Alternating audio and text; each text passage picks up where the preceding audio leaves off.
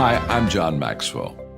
When the top companies in the world are looking for trainers, speakers, and coaches, there's one name that stands above the rest, and that's Maxwell Leadership. Our certified team members have gotten proven results for companies all over the globe, and our reputation, I'm proud to say, is second to none. Some of our members have risen to the top of their profession, including the one you're going to meet today. I proudly introduce you to my friend Bob Fabian Zinka. Welcome to the Leadership and Success Podcast with your host, Coach BZ, where we help you lead with purpose and succeed with impact. If you're ready to grow into the kind of leader others want to follow, this podcast is for you. If you're determined to elevate your success and leave a lasting legacy, this podcast is for you. As my mentor, Dr. John C. Maxwell reminds us, everything rises and falls on leadership. Our goal is simple: to inspire you, challenge you, and equip you with insights that can transform the trajectory of your leadership journey. Welcome aboard to another episode of the Leadership and Success Podcast with Coach BZ.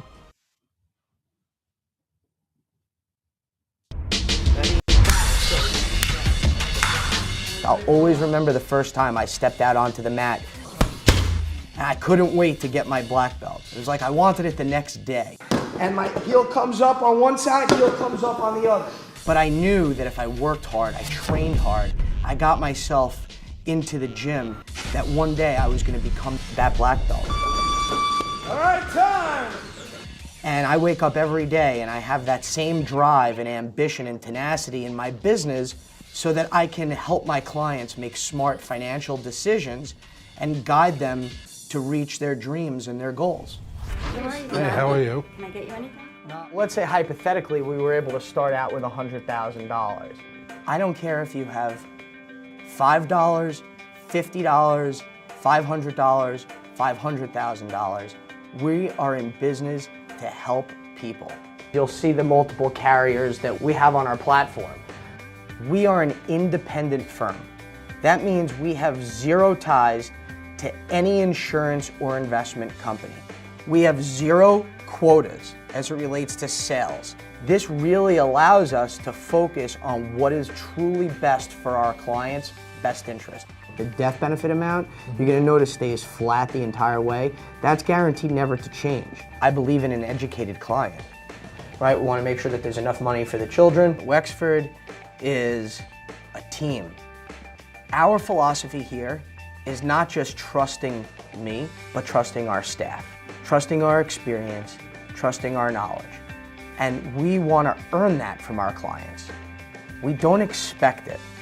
I get to really know my clients, and my clients become friends and friends become clients, and that's really important, the relationship. By the time they finish our process, I want them to walk out of my office feeling satisfied and fulfilled and excited on what is to come. We want them to have their black belt. All right, welcome to another edition of the Leadership and Success Podcast, our third broadcasting today.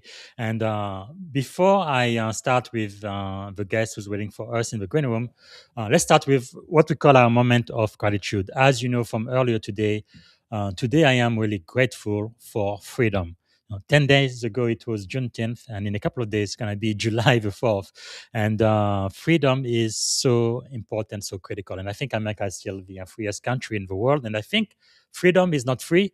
And I am so grateful for every man and woman who has ever served in the U.S. Armed Forces, because those are the people who have absolutely earned our freedom. We are free today because of their sacrifices, and I'm so grateful for that. So let me know in the comment where are you from, where are you joining us from, what city, what state, and what are you grateful for today. And also, if you have a question for my guest, type it in the comments. We will be answering live. And hello again to Daniel Young. He was there earlier for our previous podcast. So glad that you were able to join us again. And let me see if I can properly introduce our guest. So we're going to be speaking, like I say, to Scott Zuckerman. He has so many credential in the fintech world. I believe ChFC is a chartered financial consultant. And he is also CFS, which I believe is Certified Fund Specialist, and also CLU, which is a Chartered Life Underwriter, and also CHS. Man, my goodness, so many credentials. Chartered Special Needs Consultant. So very, very certified in what he does. He's the president and CEO of Wexford Financial Strategies, an entrepreneur, a fintech founder, and author of Don't Be a Financial Disaster to the Leadership and Success podcast today. And we're going to be talking about his best-selling book as well. So Scott's story is one of resilience, reinvention, and purpose. After experiencing his own financial setbacks, he transformed adversity into a mission to help individuals like you and me, families, business owner, and financial advisor build financial confidence and long-term success. Actually, he has a special product which is actually available free as well. We're going to be telling you about toward the end of the show today. So as president and CEO of Wexford Financial Strategies and founder of several innovative fintech platforms, including the Financial Fitness Passport, we're going to be talking about in just a moment, and also Advisor Marketing System, Scott is helping people simplify financial complexity and make better decisions for their future. And I think this is quite relevant, especially for military families and those who are about to transition back into civilian life. So part of what we're going to be learning today is how personal adversity shapes Scott's mission and entrepreneurial journey, but also practical strategies for building wealth and achieving financial freedom. So without any further ado, please help me welcome to the Leadership and Success Podcast, the one and only Scott Zuckerman. Good morning, Scott. How are you doing today? Good afternoon. I'm on the Good East afternoon. That's right. Coast. Yeah. Good morning to you, but good afternoon to me. Yeah. I mean, let me tell you, that was some introduction. Thank I've you. never been introduced that way. That was amazing. Thank you. Thank you. All the way from Wall Street to New York, and I am in Right. Silicon Valley. This is really fantastic. I really love how technology can bring us together. So, what is one thing you are grateful for today? Well, I'm going to tell you, I'm going to frame this just based on what you're grateful for, and that is this amazing country, Yes. our men and women who fight every day for this country. I couldn't do what I do, and you certainly can't do what you do without them. Thank you for your service, Thank and you. that's really something that's near and dear to me. Even though I've personally haven't served, definitely have had family members who have, and it's the greatest gift that anyone could give to their country. So I just want to start out by saying that. Thank you so much. Always very much appreciated. Now, we knew from the intro video you actually are a black belt in mixed martial arts, which is really, really cool. Is there something else about you that's kind of unique? Most people may not know when they first meet you. Sure. I'm one of these people who takes interest in a lot of different things, and I look to excel in anything that I do. So one thing about me that a lot of people probably don't know, when I was 16, I was a professional magician. Really? Uh, Wow. yes, and I am also a instrument rated pilot. That's pretty amazing. Wow. Where do you find time? My goodness. Yeah, my wife says the same thing. I don't know. I just managed to make it all happen. I don't sleep very much. Man, you are CEO, founder of multiple ventures. So you've received so many accolades already. Beyond all of your accolades, titles, and everything you've done, who is Scott Zuckerman? So, if I had to define myself, I'm going to say that I am a hardworking, passionate person Mm, who enjoys helping people, yes. teaching people, and figuring out ways that I can help change the world. Wow, that is My quite own. powerful. Yes. I like that. So looking back on your journey, sir, what experiences shaped the leader you are today?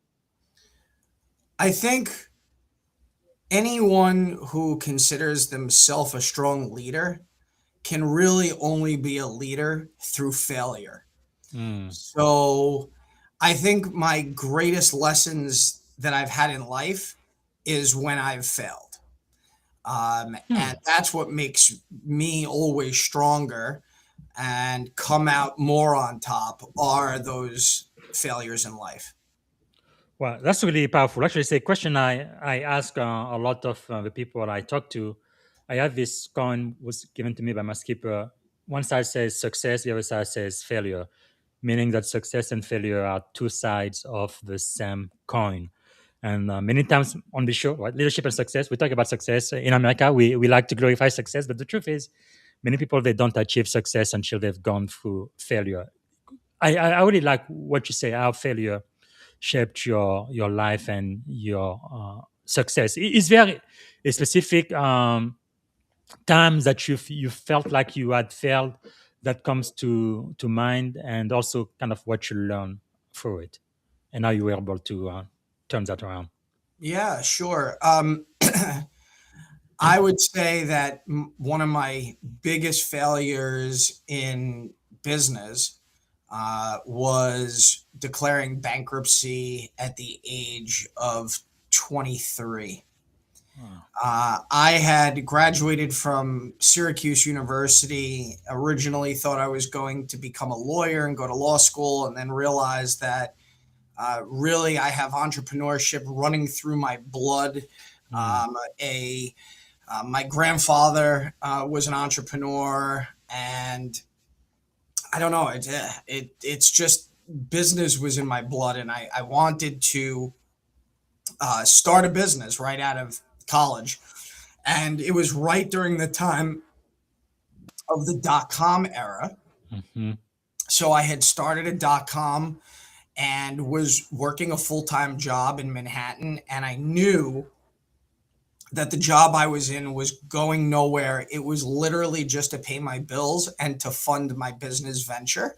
Mm. And I also knew, because my parents had saved money from my bar mitzvah, and I didn't really know how much was there, but when I told my parents that I wanted to start a business, of course, when you start a business, what do you need? You need money. So I went right to my parents first, and they said, "Look, we wish you the best of luck. You want to do this? Here's your bar mitzvah money." And back then, you're talking 26 years ago.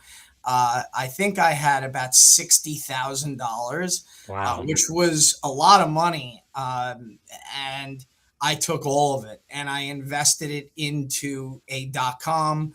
I did a ton of marketing. I was just every dollar that I had, I was pumping into this business. And it was fairly well known.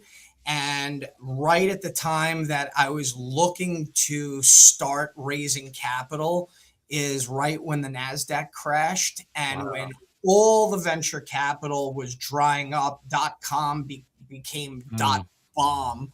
Yeah. And there was just no more money. It just completely dried up. And I also took out a bunch of business and personal loans. And then I just said, all right, well, what can I do to make this work? I was literally trying to do anything in my power. Like, okay, well, it's good I can have a website, but how can I remarket this? And it was in the event space, in entertainment. And so I dropped the .com. I started doing private and corporate events, and then 9/11 happened. So the first budget that any company cut was their entertainment budget. So I was really in the wrong place at the wrong time twice, plus the fact I was young and didn't really know what I was doing. And I got to a point where I was $250,000 in debt at 23. And there was just no way out of it. And had no choice but to declare bankruptcy. And then I had no idea what I was going to do for the rest of my life. I also, at the same time, was witnessing a very successful family business also have their own financial troubles. That business ultimately closed. Again, that was started by my grandfather, very well-known institution on Long Island. That went out of business. So certainly the family business wasn't for me either. And I just kind of thought to myself, you know what? Mm, Maybe what I should do is learn how to be financially responsible, learn man. about taxes and investing and debt, and maybe I could Yes. become a consultant and help other Wow. businesses not experience the same thing that I did both personally and through my family. And that's what Yes. led me into financial services. Wow, that is really quite a story. I'm assuming, did you go to college? I did. So I graduated from Syracuse University And what in, was your degree? I was pre-law Ah, oh actually. yes, that's Yeah. true. You said you Yeah. were going to go to law school first. Wow, that is Yeah, really so yeah, I something. was pre-law, and then I got all of my designations through the American College, which is Yes. in essence it's Mhm. graduate program study. Yes. Wow, that is amazing. Well, thank you so much for sharing that. 23 years old, more than $500,000 in debt. It might as well be $1 trillion, right? I know, Man, right? and really, it's beyond your control. Just things happening to the economy. The dot bomb, everybody remembers that. 9/11. After that, what was kind of the first thought that entered your mind then when you felt like I have to go through bankruptcy? What were you thinking? Um, I was just thinking this is just a little bump in the road, Wow. and I need to figure out what I'm going to do for the rest of my life, and whatever it Really? is I choose to do, I'm going to be successful. And Okay, that that, surprises me. When I was 23 years old, I didn't think like you. I was more like almost like a teenager. $500,000? Are you kidding me? It's like the end of my life. Wow. What? Why do you think? Where did that come from? You think you just know, that yeah, resilience, that positive outlook in something that looks so big, such a huge challenge, especially for a 23-year-old. again, I just think it's in my blood. I mean, Wow. at 13 years old, I had started my first business. I was Incredible. stringing tennis rackets and selling tennis supplies out of my house when I was Wow. 13. So for me, again, I don't know. It's just it's in my blood. Yes. I truly Wow.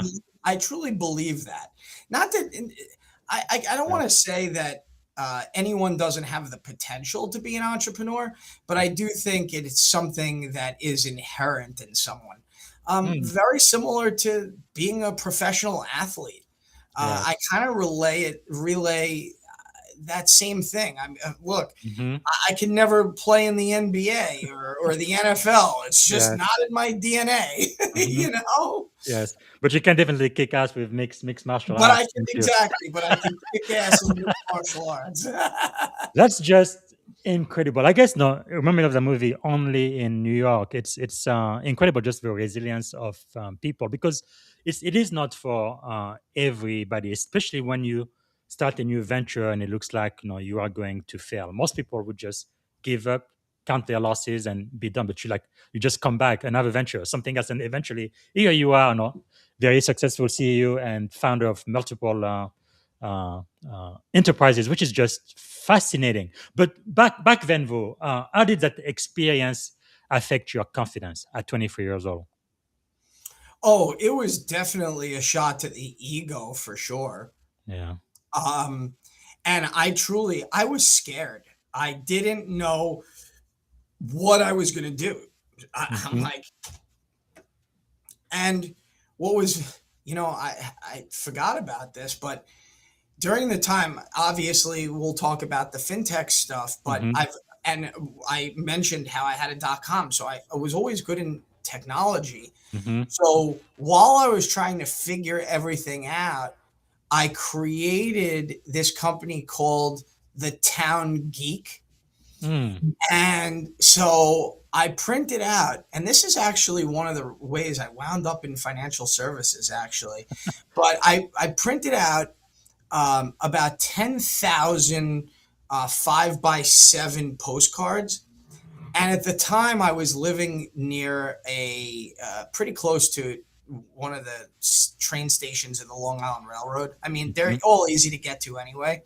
But the way I started was right during rush hour. I would go to a different train station every day and hand out the postcards for the Wow. Tech Geek on the platform. Then after rush hour was over at around 9 a.m., the parking lot was packed with hundreds and hundreds of cars. So then I went in under each windshield. Wow. I hate when people do that to me. That's But commitment. My goodness. under each windshield, I put the flyer. And people after work, then I'd get phone calls and they'd say, That's I amazing. got your flyer. And I'd go over to people's houses and fix their Wow. computers and stuff like that.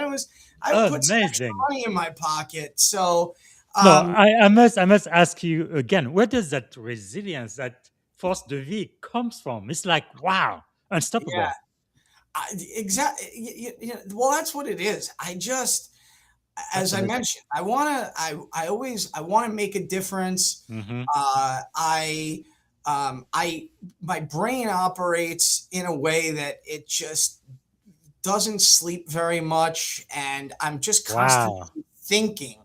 And I'm thinking of, when you watch Shark Tank and you look at these inventions and you're like, wow, like why didn't I think of that? Yeah. And it could be something so simple that is just a Yes. genius idea.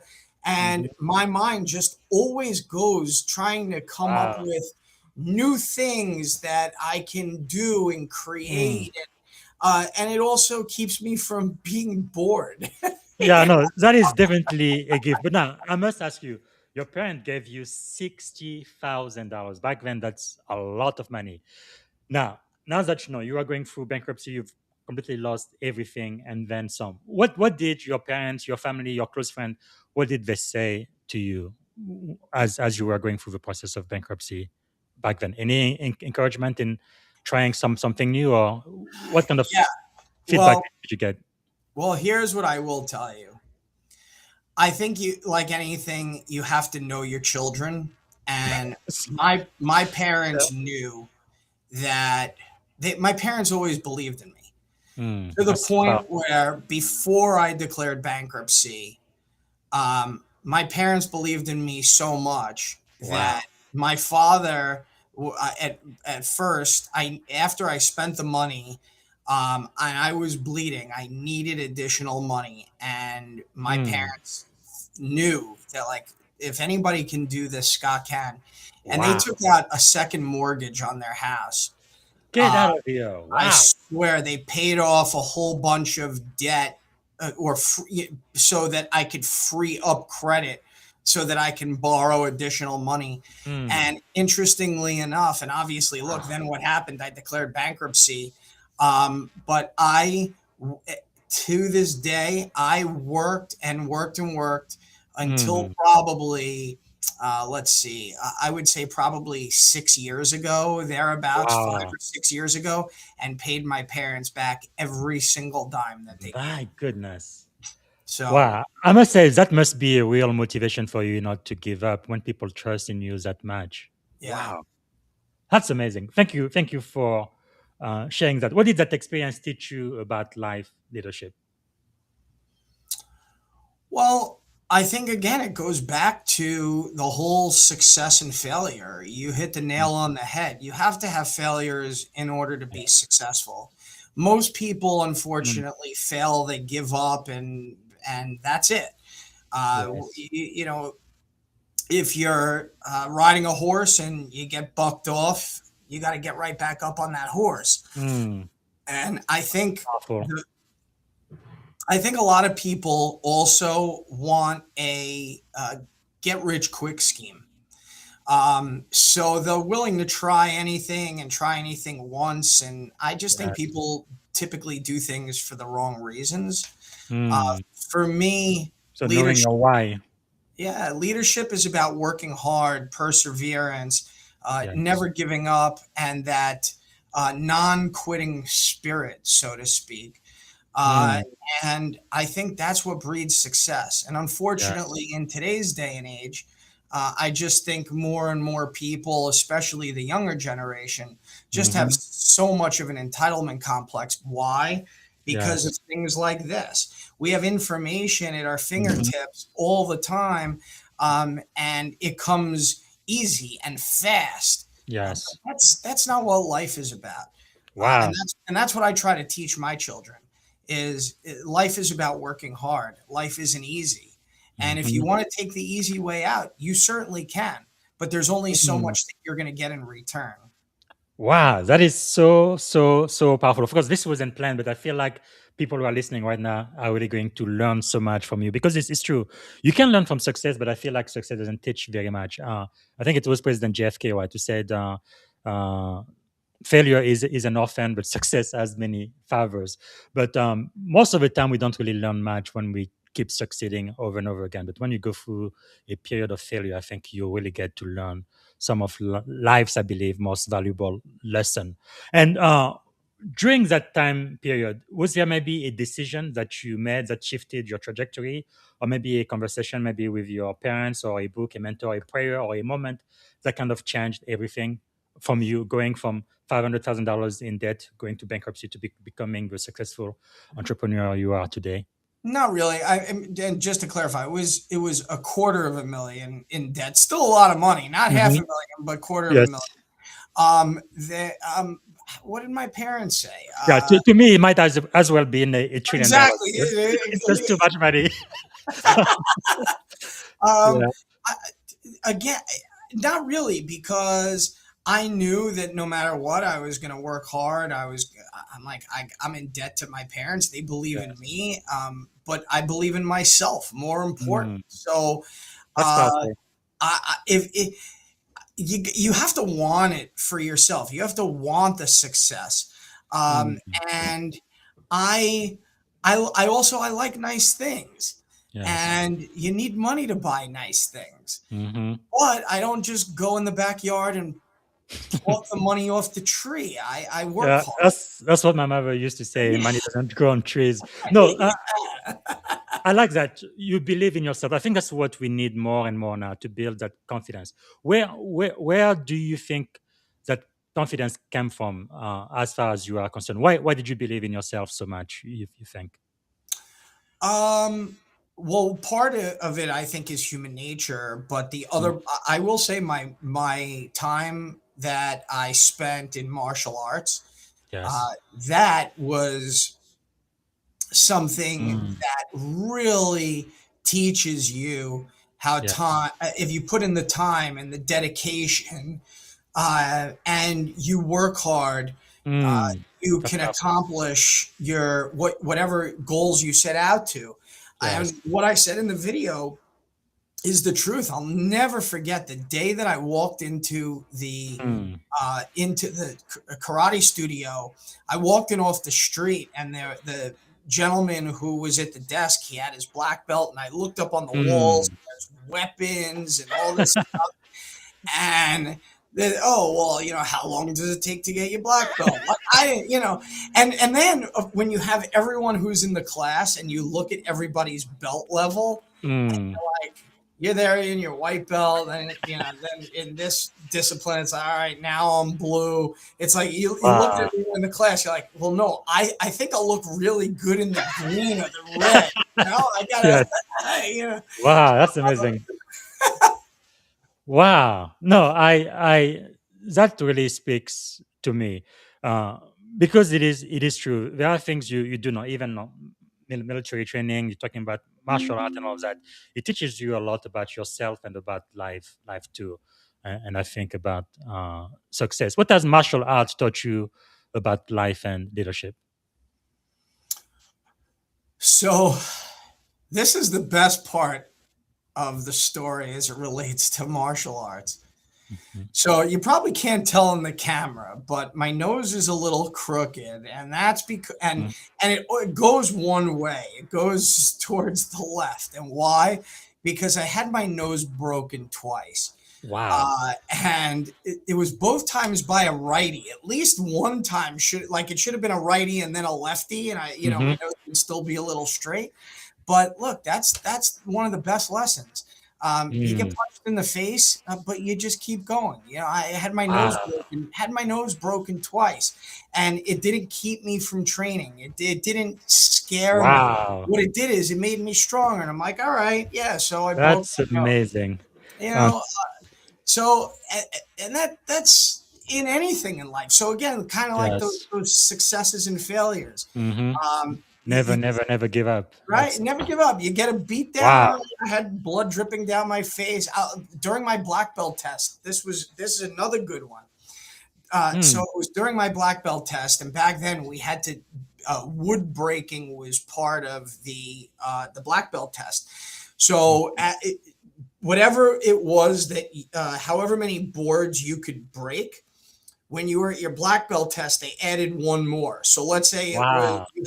you broke 5. Well, at your black belt, you consistently broke 5. At your black Mm-hmm. belt test, now you need to break 6, right? Mm. And then there was a station break where you had different people holding the wood, and in one turn, without stopping, you had to go to Mm-hmm. each of the people to break the board. And Wow. my very last kick was a round kick, and I split my foot open. I did break the board, but I split my foot open. Oh And no. now I'm bleeding all over the place. And the next thing that I had to do was fight for 15 minutes. Wow. And I went over, they brought me over to the little triage area that they had, and they said, look, you can't fight. You have to go to the hospital. You need stitches. I Mm. said to them, I said, I'm not leaving here without fighting. I said, I'll fight for Wow. the 15 minutes, bandage me up as just tight. Wow. I said, I'm going out there and I'm fighting. And I fought for 15 minutes. I got blood all over every single person that I fought, but I took home my black belt that day. And then I That's amazing. went from the test to the hospital to get my stitches, but I wasn't leaving. Wow.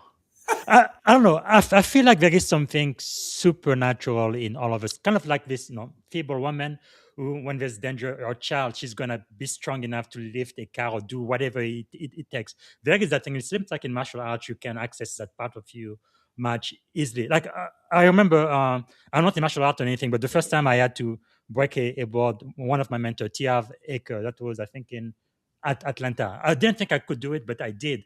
And what that taught me is okay. I thought I couldn't do it, but now I have confidence I can. Therefore, there is nothing that can stop me, right? And again, Tony Robbins, another one of my mentors, is a little bit crazy. He makes you walk on fires and break boards and stuff. But yeah, but it just teaches you that there are things that you thought 2 minutes ago was completely impossible, but now I've done it, and no matter what comes my way, I'm gonna be able to make it. Absolutely. Wow, that's Absolutely. powerful. Man, so how different are you today because of all of your experiences, what you went through, the bankruptcy, but also your experience in martial art? I just feel like I can't stop. Mm, I need to keep going. When I put my mind to something, yes, I just need to go with it.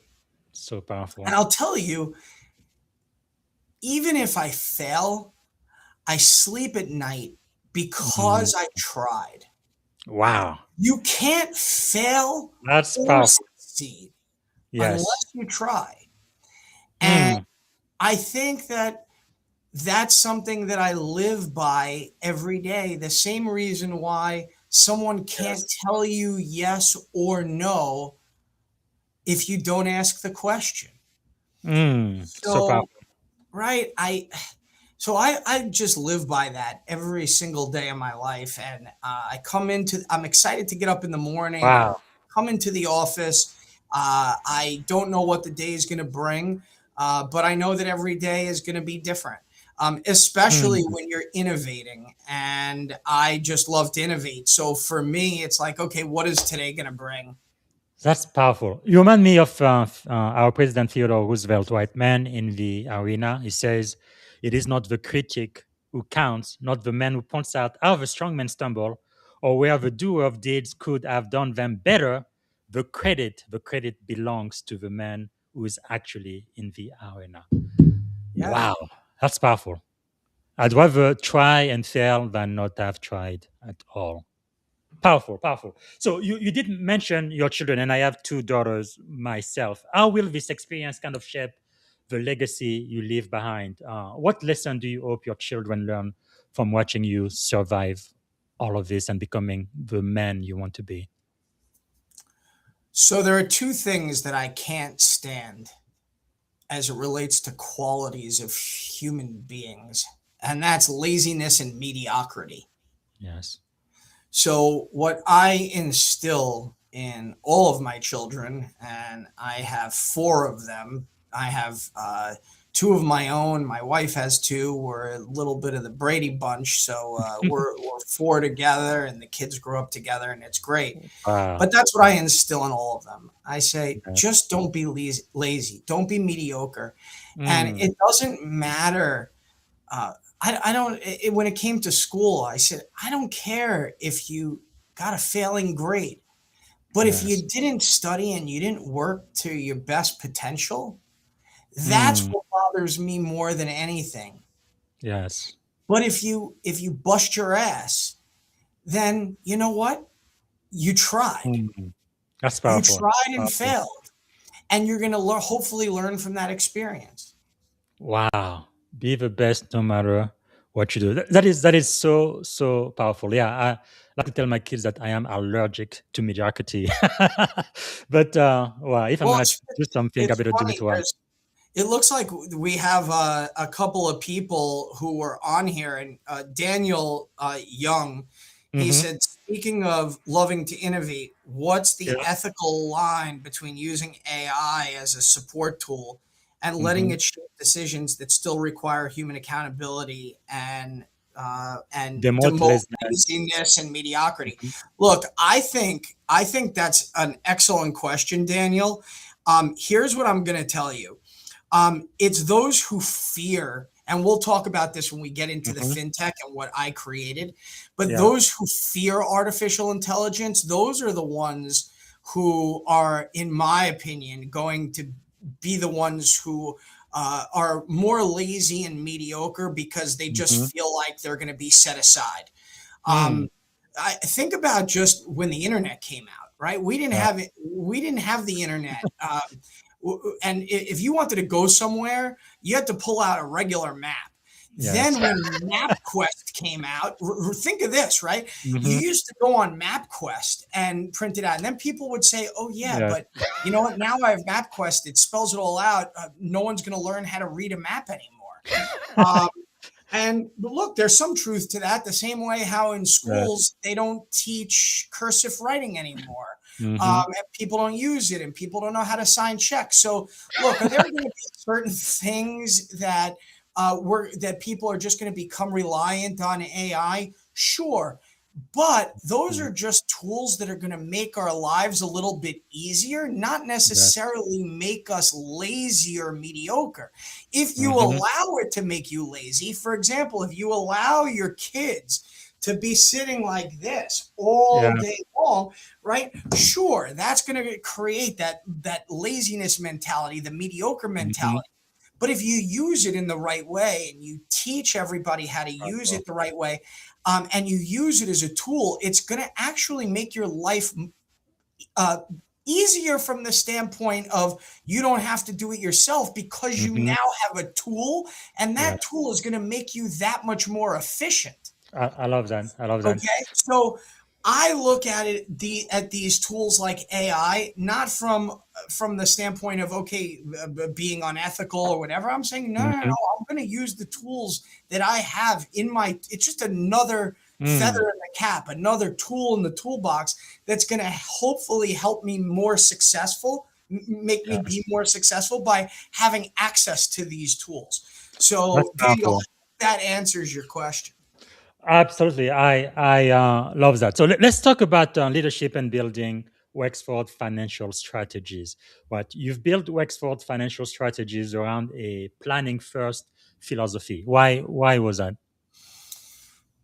Well, the reason is, and I was, in my opinion, when I came into this industry, there were at the time getting rid of the titles in the industry. The titles in the industry where you had your banker, you had your insurance salesman, your stockbroker, and they became dirty words, and everybody just became a financial advisor. But the reality of it is, when you actually learned what somebody did, they really were only planning one aspect of someone's life and calling themselves a financial advisor. I took issue to that. Because if you're just selling somebody life insurance, or you're just selling somebody long-term care, or you're just managing somebody's investment portfolio, you're not a financial advisor. You are an investment manager. You are an insurance advisor. A life insurance advisor, a disability insurance advisor, whatever you want to call yourself. But you're not a financial planner. Okay. Yes. And so I took issue to that. And that was one of the reasons why I said, I'm going to go get my designations. I want to learn planning. I want to learn everything there is to know about about how someone's financial life operates, how a business operates financially. I want to become educated in that. And then once I get educated in it, then I can kind of put my own flavor behind it, so to speak, and then be able to educate the public. And so what I did when I started out, when people asked me what I did for a living, I said I help people organize their junk drawer, because most people have one. Why? Because they buy home insurance. When they buy a home, they get a car, you need auto insurance. You have a family, I'm going to be responsible, I'm going to buy some life insurance. Oh, I started working, I'm going to invest in my 401k. I'm going to open a Robinhood account, and I'm going to buy some shares of NVIDIA, whatever the favorite stock is of the hour. And before you know it, you just have this big conglomerate of all these financial products that have no rhyme or reason, no connection. There's zero integration. And that's where waste happens. And that's not only just waste, but that's also where you have the potential to be what I call derailed from reaching your financial goals. And that's why I built Wexford Financial Strategies around a planning first philosophy, putting it all together, looking at things macroeconomically rather than looking at something through just like a horse with blinders on, being very microeconomic, tunnel vision. And I say, I want my clients driving down the road in a Humvee, not a motorcycle. And I think most people fly by the seat of their pants. Yes. And that's what I set out to educate. That's really powerful. And I know for those who are in the military who follow, we know the difference between being tactical, right, operational, but really talking about being at the strategic level. How can leaders who are listening right now think more strategically about wealth creation? So this is the number one point, and I bring this up in my book. You want to build wealth, you have to start somewhere. And I'm not ever going to be the person that tells you, oh, yeah, you're spending too much money in Starbucks. Oh, you can't go out for a sushi dinner tomorrow. I hate the word budget. Budget does not exist in my planning vocabulary. What does exist is cash flow management, and they're two completely different things, in my opinion. Nobody ever wants to live by a budget. But when you understand your cash flow and you understand the difference between fixed expenses and variable expenses, and you understand that, and then set aside some level of forced savings, the power of compound interest, Albert Einstein said that, right? It is extremely powerful. And once you start and that compounds, and you're making smart decisions because you're educated, that's where you're going to wind up building wealth. And it's just got to be strategic. Really, really powerful. And you did mention your book. We're going to get to it in a moment, but I want everybody to get a copy. Don't be a financial disaster. We're going to get to that. But before we do, let's talk about your entrepreneurship and all of the innovation you've been a part of. Because you didn't just stop at financial planning. You also built fintech companies. Why did you have to do that? I wanted something else to do. No, I'm kidding. Brilliant. um, why? I saw a gap in the industry, Mm-hmm. and I said I'm gonna solve this gap. But then on top of that, there was this little thing in the back of my mind, like a little, the parrot sitting on my shoulder saying, "You failed the first time with the .com. Mm-hmm. Now, let's take advantage of the fact that AI is here, and how can I utilize that AI to enrich people's lives, but Mm. take everything that I have, my 22-year experience, and train an Yes. AI engine on how to really help people." Wow. And I I looked at the industry, and I looked at all of the apps that were available, and there's a ton of them, by the way. They're great. Yeah. Um, but there's one thing that all of these apps have in common. And the one thing they all have in common is that they solve one problem, Mm. maybe two. None of them put it all together. Yes. And so what I Again, that strategy and being exactly integral. Yeah. Exactly. So you can have tons of budgeting apps, apps to help you with investing, apps to help you Mm-hmm. with debt, uh, but no one puts it together. Yes. And so I said, I'm going to do this, and I'm going to be the Mm. pioneer. I'm going to put it out there to the entire population, because I'll tell you something else that I think is critical here. And that is that most financial advisors are working with the top 5%, 5 to 10% of the US population. And Mm-hmm. the underserved, who are that 0 to 90%, the kids who are graduating from college with jobs and Yeah. know nothing about finance, the Mm-hmm. people who are just told, okay, put money in your 401k so you have money in retirement, but then don't have a distribution strategy. Any of Yes. these things people don't know, and they're not going to financial advisors. That Mm. that 90% of the population. And Yes. so I set out to come up with something, a platform that was going to Mhm. solve that problem, and I did. Wow. That is really quite remarkable because it's true in American schools. I mean, we have some of the best colleges, but they don't teach you about anything about microeconomic. Even when I went to college, I took an economic class, but it was all about macroeconomics only. They didn't teach me how to manage money, how to invest, or even how to write a check. I was like 17 years old when I came to this country. I had to learn everything all by myself.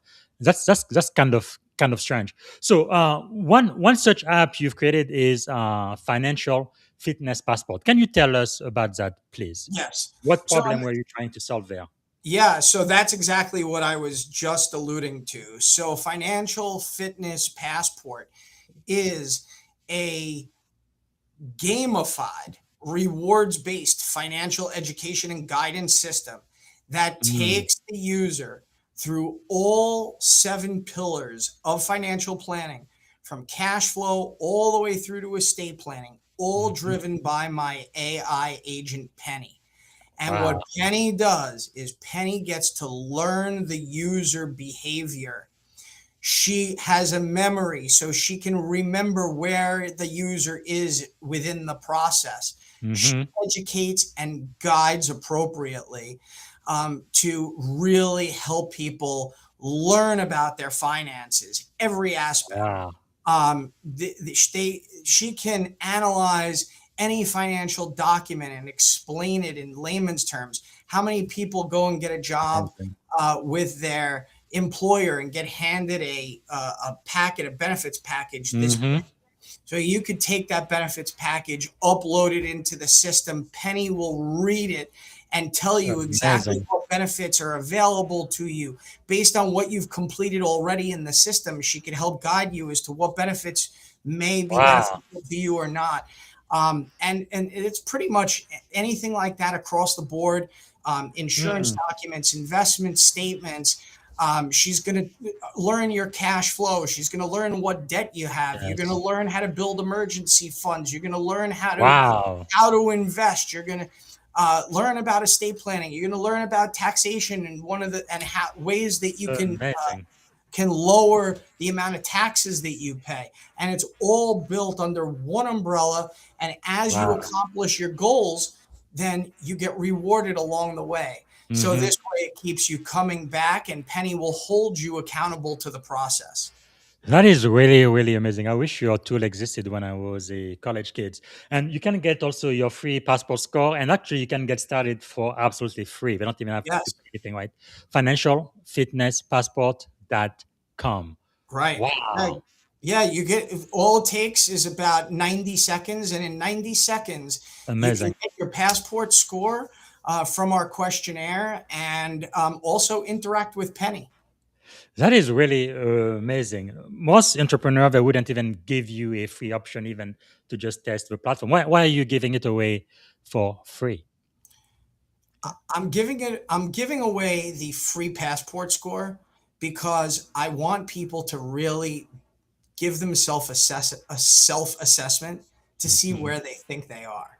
Wow. Um, and I can tell you from just looking at the users. By the way, this platform is 8 weeks old. Wow. It's brand new, hot off the press, and from Well, the in first mention here, guys, the Leadership and Success podcast. Thank you. yes, yeah, that's true. And um, any of the passport scores that have been generated, it's quite interesting to see, and it is kind of along Hmm, the lines of what I would expect, where I would it's expect amazing. people to be. And I think that most people are ranging between that 25 to 50-ish range. But the idea is everybody should be 100. There's no reason why Absolutely. you can't be 100. I like that. I like that. Now, for the people who are listening, there is a portion of my audience they do want to become an entrepreneur. No? As you know, most businesses when they start, they end up failing. What do you think separates entrepreneurs who succeed from those who quit too early? And also, what leadership lesson have you learned from your own ex- experience and innovation career? I think a lot of people get discouraged because, like anything else, you need money. And I Hmm. think that's one of the biggest things that may discourage people is, well, I have this idea and I know it's going to take money to move forward with this idea, Yes. and I don't have the money to do so. And that is a real problem. But here's what I will say: if you truly believe in yourself and if you work hard, you can succeed. And that's not to say that every idea every idea becomes a hit, Hmm. right? Not every song that an artist may write becomes a number one single. Yes. Um, and I think a lot of times entrepreneurs sometimes they don't know when to give up, Hmm. which kind of goes against what I was saying before, that you keep going. But that does sometimes also get you into trouble when you realize, you know what, I gave it a try, uh, Hmm. and it's I just gotta, as Mr. Wonderful would say, I just gotta take it in the backyard and shoot it, right? Yes. Yes. And I You got to know when to cut your You losses. have to know when to cut your losses. You don't want to take good Yeah. money and put it after bad. Hmm. But like anything else, if you work hard, um, at least if you fail, you learn something from it, and maybe the next one is a Yes. success. Wow. Um, That's quite so insightful. yeah, Yeah, and I also like basically you saying to be resourceful. Another thing that Tony Robbins taught me, because sometimes you may have a good idea, you don't always have to have the resources in front of you right now. But if you are resourceful, then you're gonna attract the people who will have the money or the resources you need to make that become a reality. Can you tell us a little bit from your experience? You are definitely a very resourceful person. How are there maybe some books or some mentors or some things that kind of helped you have the mindset of always trying to find a way out of what most people may think is a no go or it's impossible? Are you always keep going and always find a way to go from, like we said, bankruptcy to now becoming a successful serial entrepreneur. Anything helped you along your journey? I know this is going to sound very, what's the word I'm looking for? I'm going to sound uneducated when I say I hate reading. I really don't read very many books. And not because I don't want to learn, because obviously I learn every day. I just Yeah. have a different style of learning. And Mhm. I just find by reading books, even if I'm interested in it, I just tend to zone out. Um, and I get bored. I need the next page, the next page. It's just too Mhm. slow. But the one thing that for me, I love listening to podcasts, Yeah. watching YouTube. Believe it or not, even following some people on TikTok, uh, Mhm. looking for different coaches, um, Yes. whether it be on just business management, sales, whatever the case may be. And I look for Mhm. that content. And I like to say I'm a plagiarist. So I have no problem if someone has a great idea and it works for them. Well, look, maybe it'll Yeah. work for me. So, Mhm. um, so I love that's, that. but there is one particular book that I did read many, many, many years ago. And I forget who the author is, but you can look it Mhm. up, called The Experience Economy. And Hmm. what's great about that book, and a lot of it is about Starbucks and how Starbucks became so successful. The Yes. biggest thing with that was walking into a Starbucks. They all look the same. They give you that same feeling. No matter what, if you get a cup of coffee in Seattle or you get a cup of coffee on Long Island, it all tastes the same. Mhm. And it's providing that experience to the end user, and that's one of the things that made Starbucks so successful. Wow. So when I run any of my businesses, I always think about the client experience first. Yes. So what is it that the client is going to get out of either a meeting with me by being my client? What are they going to get when they utilize Financial Fitness Passport? What is the user experience? Mhm. So I try to take user experience into account as it relates to anything that I do within my businesses. Yes. Wow, that is really, really powerful. And the experience economy, we do have a digital bookshelf of this podcast. It's by Joseph Pine II and James Gilmore. Ah, yes, that's Speaking it. Yeah. of Okay. Good. customer time, attention, and money. Thank you Yeah. so much. And which podcast or YouTube channel would you recommend to my audience who really want to get into becoming entrepreneurs? Well, of course, this one, BZ. Come on, man. Uh, um, I, My podcast. Okay, no, somebody else's podcast, please. yeah. Well, I'm going to say there's none in particular. There is Mhm. one that I like, which is, I think it's called Wow Women on. Uh, it's a Yeah. woman's. Do you know what I'm talking? Mhm. Yes. Yeah, and that's great. That's successful entrepreneurial women. There is one that is. Hold on, and I can tell you exactly This what is really this cool. other one is. Um, this is another great one. The Trailblazers podcast. That one is really Yeah. good. Um, there's a bunch, but what I like to do is, and I don't just sit and listen to one. I will listen to many, and I do Yes. searches. And I also will just scroll. If you watch even YouTube Mhm. Shorts, one short's going to go into the next. Yeah. And I'll subscribe to them, and then I'll just get pop-ups, and I'll just go Wow. and listen. Powerful. So there isn't anything that I specifically sit that I'm dedicated to, Mhm. because I like to be worldly and Yeah. get a little bit from Yes. everybody. Based on what the challenging you are facing. Thank you so much. Again, the book, The Experience Economy. Would like everybody to get a copy of that too. So this is a great segue to come to your best-selling book. Don't be a financial disaster. Why did this book have to be written? It had to be written because a lot of people I come across are financial disasters.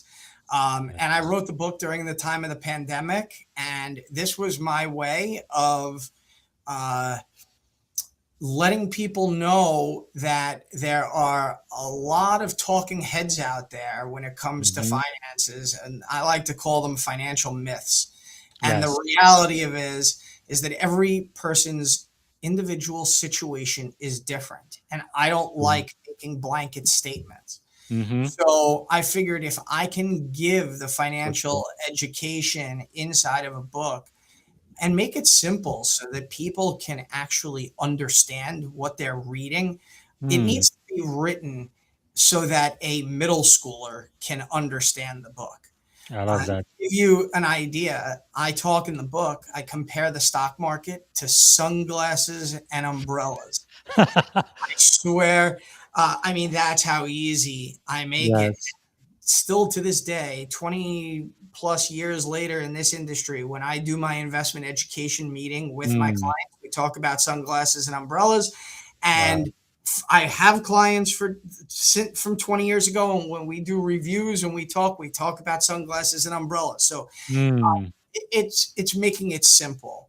Yes. And when you can do that, it makes it much better, easier for people to understand. And when you do that, then it helps them take action. I like that, the focus on taking action, but also I like that you said it's customized to the people, right? Whatever their financial environment is. That's why I like your financial fitness passport, because it's really based on your own individual Exactly. issues. So you mentioned some financial myth earlier. What are some of the biggest financial myths people believe in that they should no longer take into consideration? Well, some of the financial myths out there is I don't need an estate plan. That's one. I don't have enough money to do estate planning. That's Yeah. one of the biggest myths out there.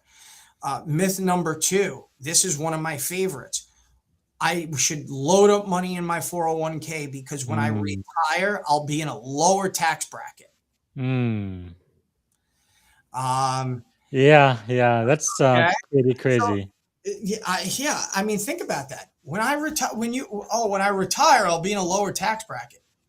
You know, the number one question, and by the way, I've had people come to me and say, oh yeah, well, when I retire, I'll be in a lower tax bracket. So I do this. And I ask them 2 questions. The first thing I do is I hand them a pen and paper, and I ask them to write down all the reasons why they think taxes are going down in the future. Do you know, to this day, I still haven't had a piece of paper with anything written on it. They've all been blank. So that was number 1. And the second question I ask people is, do you want to be in a lower tax bracket when you retire?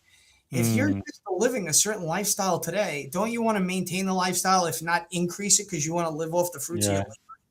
Yeah. So, that's just a couple myths, right? Just to Yeah. the book to learn some more. Because earlier we also talked about planning, that being one of your critical philosophy, right? Why do people buy financial product without having a financial plan? Why do people keep doing that? Because it's just what they see on TV. It's what's advertised. People, they're sold, or they go see like I said, to kind of come full circle, to see a financial advisor, but the financial advisor they're seeing is there to sell them some financial product. You walk into a bank, they're gonna try and sell you some financial product. Yes. We lead with process. And that's really what it comes down to. Anyone tries to sell you a product, run the other way. I like that. Start with process and end with product. So what surprised you most while writing the book? What inspired me the most? No, what surprised you? Oh, surprised me. What surprised me the most? I don't think I really had any surprises. Was there a chapter that was more challenging for you to write? And if yes, which one? Not necessarily. I think the hardest part was actually getting started. That was the hardest part. I stared at a blank Word document for about a week. Yes. And then once I started writing, like then that was it. I was off to Yes. the races. But That's getting awesome. the first couple words on the page, that Yes. was that was hard. Yes. And is financial success more about knowledge or behavior? Oh, it's a combination of both. Mm. You have to have you definitely have to have the knowledge to then have the behavior to implement Yes. what it is that you What you learn, know. Yes. right?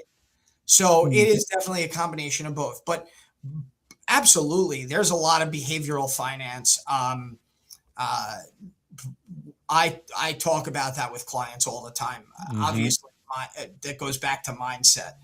Yes. Um, and there are some people who are spenders and others who are savers, and you have everything in between. Mm-hmm. So behavior is definitely, So, yeah. but why do you believe, why do intelligent people still make poor financial decisions? I mean, people with PhD, with 2, 3 masters, they still don't understand this financial thing. It's like a black box. They may have great title, great job, they make a lot of money, but at the end of the day, at the end of the month, at the end of the year, they have nothing to show for it. Why do you Because think that's the case? I think they're educated in what they're educated on what they're educated in field is. Um, Yes. they're not educated on basic financial planning principles. And that I can't tell you how many smart people I know, doctors, Mhm. lawyers, um, business owners Yeah. that just are not financially savvy. Um, Mm. and it's not to say that they're not smart. They just don't know. Yes. Is that part of the reason why you're creating all of these tools, your book and the financial fitness passport to help people really get to not only have the knowledge but also have the habit? Because I think one thing you said, financial passport is it encourages you, right? It gives you rewards and really gets you to take action, doesn't it? Exactly. And that's the behavioral aspect of the application Yeah. because you can go and enter the data and that's your discipline. So a lot of people ask me, Hmm. oh, why don't you have an integration like with Plaid or whatever, where the AI can just, if you have the AI in the Hmm. program, the AI can go and connect to my bank account and do the cash flow for me. That defeats Mm. the purpose. Yes. Yes. I Right. And like that's that. what I was bringing up with Daniel earlier and Hmm. answering his question. That Yes. defeats the purpose. Can I do that? Absolutely. But the whole Hmm. point is for you to learn what you have. So when you're Yes. looking at those bank statements and credit card statements and you go, holy shit, I'm the one who's keeping Mhm. Amazon in business. Yes. Yes, Right. indeed. Yeah. Wow. So that's why. And that's the discipline, the behavior. Hmm. Because there's something else incredible in the book. You really talk about incremental change, right? Why is consistency so powerful? Because the minute you stop something, look like going to the gym. You can work out, you go and train martial arts, whatever it is that you do in life, you need to Yes. stay consistent.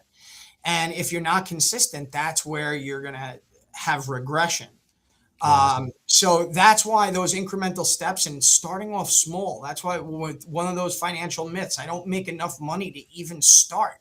Well, Hmm. that's just a financial myth. Incrementally, small. Yes. Start with $5, $10. It doesn't matter. Mhm. But then once you get into that habit, that's when you can really start to see change. Yes. Yeah, like I said, we really never learn about money even in the best colleges here in the US. I think your book should become a curriculum, at least for high school, definitely in college. People need to learn about that. If you could rewrite America's financial education system, what would you teach every high school student? If I were to teach high school students or anyone for that matter, Hmm. when you build a house, you need a solid foundation. The foundation for all financial planning is cash flow management. And in Mm. this country, we tend to credit and forget it. Yes. And that's the worst cash flow management that you can have. Mm. So, yes, you buy what you can afford. Um, Most people live beyond their means. And I think what is really going to, if I were going to teach anything to anybody, business owner, entrepreneur, young person, older person, understand cash flow management. And Wow. once you do that, then you can start building the house. Yes. That is quite insightful. And if someone read one and only one chapter from your book, which chapter would you want it to be and why? I'd want it to probably be the financial myths. That's probably where I would suggest people start if you were to only read one chapter. Hmm. Because I put my personality into the book too. Yes. So I love the financial myths. I like that, and many people just don't realize it. But if you had a couple of minutes with every American family, what I do financial have, yeah, I advice? have 3 minutes left for you, Okay, BC. what would you tell them? And we are ending the show. Go ahead, ask one more time. So, if you had 2 minutes with every American family, what financial advice would you give them? Don't spend more than you make. Start off small, incremental savings. And this is a big one. Please have an emergency fund and a minimum 3 months. It is a known fact that nearly 30% of the US population cannot afford a $400 emergency. Wow. That's a staggering statistic. And that's why I am educating people with my book, Yes. with Financial Fitness Passport. Hmm. These utilize these tools. You don't need to download 5 different apps. You could do it all in one, and utilize it. Use the tools that are available to you. Yes. And I wish everybody out there the most financial success. Work hard, Mm. save, make smart financial decisions, and don't spend more than you make. Credit Wow. card debt is the worst thing that you can possibly have, and that can really derail you. And one last thing, that is really important is making sure that you have proper insurance in place, whether Yes. it be for your home, your business, your car, your life. Um, that's really important. It's what we call the protection component of your financial plan. So the Hmm. cash flow is the foundation, but even before you have that foundation, we need to build a moat around the castle. And Wow. that moat is that protection. So protect yourself, understand your cash flow, start off small, and before you know it, you're going to see that success. Well, thank you so much, Scott. You've been our master teacher today. As we end the show, what can my audience do to add value back to you? To add value to me, all I would say is go get your financial fitness score. It's free. Spread the word. Help me educate the population. Yes. Well, thank you. Thanks so much again for your time. Sorry, we went about 15 minutes over, but I That's really okay, appreciate you BC.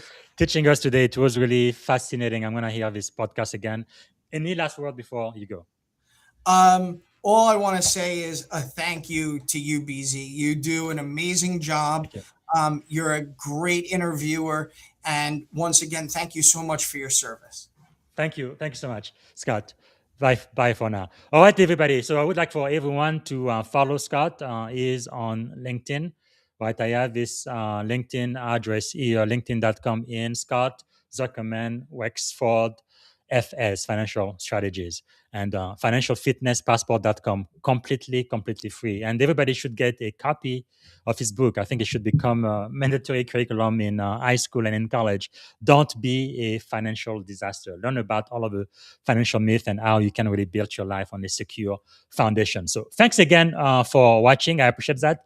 Tomorrow, we are going to be back. We have 3 interviews tomorrow. I'm starting with Coach Richard Vickers. He is the author of the newly released best-selling book, Getting Smarter Every Day. We're going to be talking about getting smarter every day, leadership, communication, and becoming your best self. And after him, I'm going to be talking to the excellent Dr. Elizabeth M. Adams. She is a doctor in business administration. We're going to be talking about purpose before code. She's written 6 books now, and I think she is writing more. She's at a TEDx talk. I mean, she's just amazing. She has a nonprofit as well. We're going to be talking about purpose before code, leading humanity in the age of artificial intelligence. And then we're going to end the day tomorrow with Command Sergeant Major Jason Schmidt from the U.S. Army. We're going to be talking about the backbone of leadership inside the non-commissioned officer corps. You don't want to miss it. All right, as we end today, we are celebrating Black History Year on the Leadership and Success podcast. I have actually written a couple of posts yesterday and today about that. Yesterday, I wrote a post. It actually came from the book. I think everybody should read that book, Cast by Isabel Wilkerson. And then a movie was made by Ava DuVernay called. I just watched the movie yesterday. Origin. I think everybody needs to read the book and watch the movie. But in there, they mentioned the story of Al Bright. Again, you can go on my LinkedIn post and read more about this. But this was in not too long ago, right? 1951, in the summer of 1951. 11-year-old black boy. His name was Al. He had just helped his little league team win the Youngstown, Ohio City Championship. Okay, and this is definitely way above the Mason-Dixie line when you think about the U.S. His team celebrated a trip to the municipal swimming pool at South Park, but there was one problem. Al Bright was black, and the lifeguard and pool supervisor refused to let him enter the pool because he was black. Think about that. This is in 1951. And today, you are going to see a couple of posts from me. One was about an incident that happened in Florida, right? St. Augustine, Florida. And what happened then, it was June 18, 1964, the Monson Motor Lodge swimming protest that really changed America. 62 years ago today, one of the most shocking images of a civil rights movement was captured in a swimming pool in St. Augustine, Florida. A group of black and white civil rights activists staged a peaceful swimming at the segregated Monson Motor Lodge to challenge its white-only policy.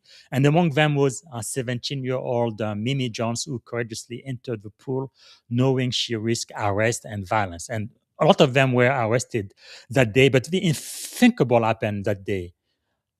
The motel manager, again, this was in 1964, not that long ago. My father was born in 1943, so he was almost 20 years old at the time. But the motel manager, James Brock, furious that black Americans had entered the pool, began pouring muriatic acid into the water while shouting that he was cleaning the pool while people were still swimming. Think about that. And then the last thing I like to talk about our profile in courage. And the one person today I would like to honor is actually from Birmingham. I lived in Tuscaloosa, about an hour from Birmingham when I came to the US. So he's quite a hero in Alabama. We're talking about the Reverend Fred Shuttlesworth.